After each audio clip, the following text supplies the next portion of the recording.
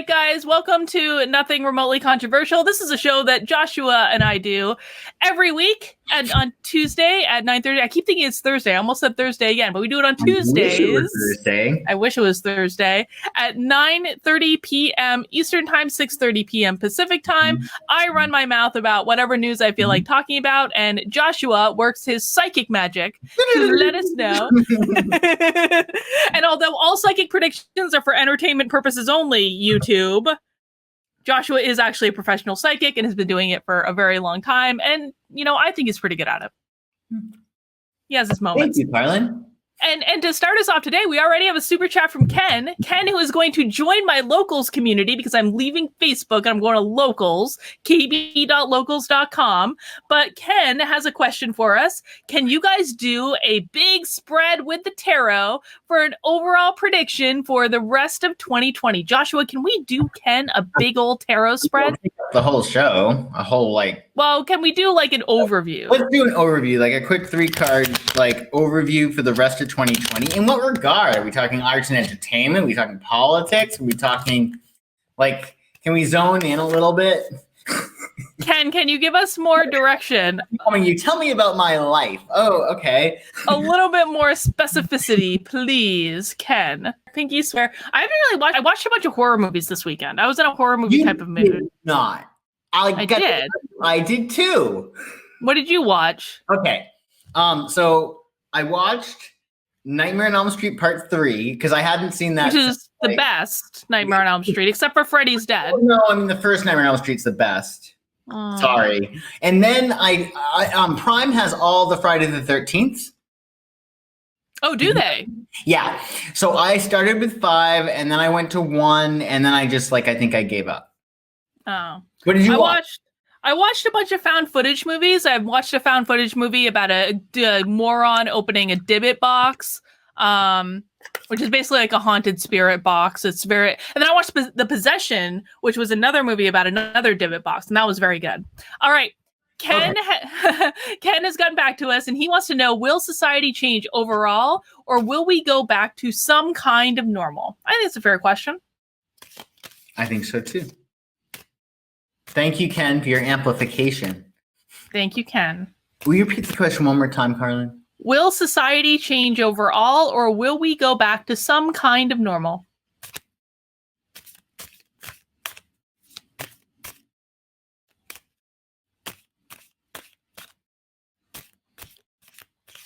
Tell me when to stop shuffling. Stop. Okay.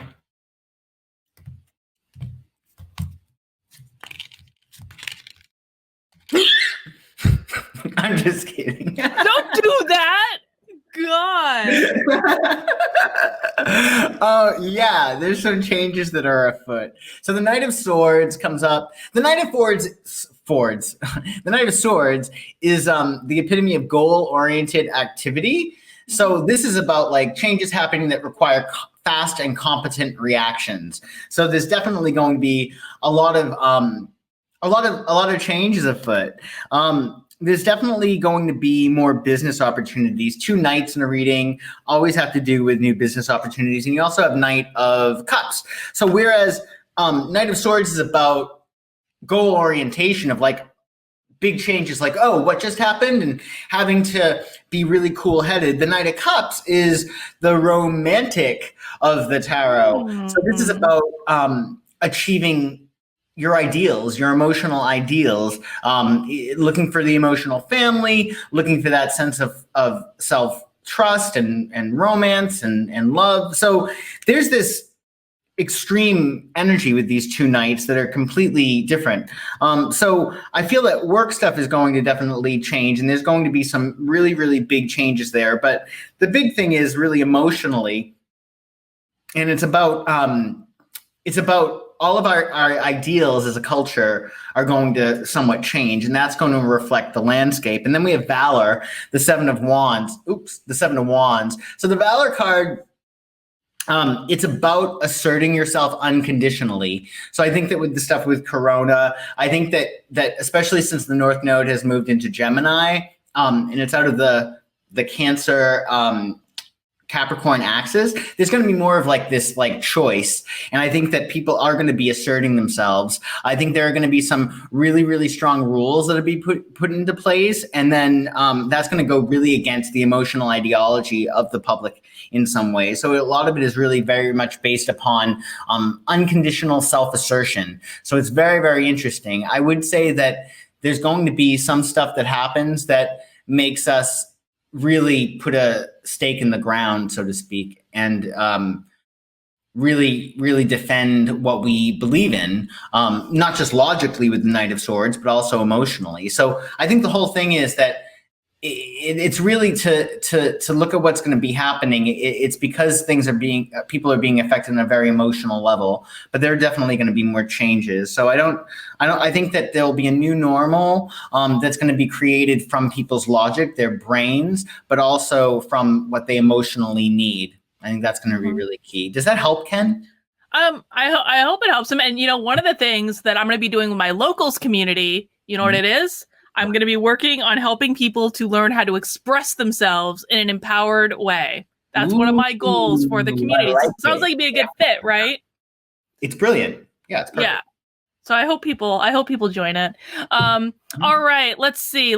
So Shelly says, do not open a Dybbuk box. And this is really good advice. And she says, Post Malone opened a Dybbuk box, and that was the thing that tried to kill him multiple times. And I heard about this. I watched a bunch of YouTube videos about this the other day. And the Dybbuk box he's actually opened, or that he didn't open it. It's in Zach Baggins. That's his name, right? Zach, the ghost hunter guy. It's in his museum in Las Vegas. I've actually been to his museum in Las Vegas. I've seen this Dybbuk box. This Dybbuk box is creepy as hell. I definitely got like really bad, like negative energy from it. I wanted to leave the room. What is a Dybbuk box? It's like a haunted Jewish box that's supposed to contain a spirit of a demon. You're not supposed to open it. It's like a very, very cursed thing. Well, why would you open it? Yeah, don't open a Dybbuk box. This is like serious business. I'm not messing around. Don't go into a burning building. Yeah. No, but that Dybbuk box, that's no joke. Like I got bad feelings from very few things in that museum, but that was definitely one of them. There's also a really creepy doll, and I got to tell you, so there's this creepy doll in this museum, and like if you like, and of course me being the fucking wise ass that I am, I'm like, I'm gonna go stare that doll in the eye and challenge it to a duel. And I swear to God, I stood there and they were like, don't do it, Carl. And I'm like, I'm doing it. So I sat there and I stared the doll in the eye, and I was just thinking like, come at me, I'm more powerful than you.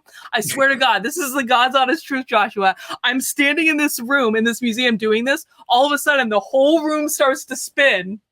And I'm like, and I had to run out of the room. The doll definitely won that battle. Wow. I got really dizzy. It was really bad. What's that? Where was this? This was at the Ghost Hunter Guy's Museum in Las Vegas. Remember I made you watch that movie Hell House? Yeah. That guy's museum. And I saw the stairs from Hell House too, but they weren't creepy. But that Dybbuk box, that was creepy.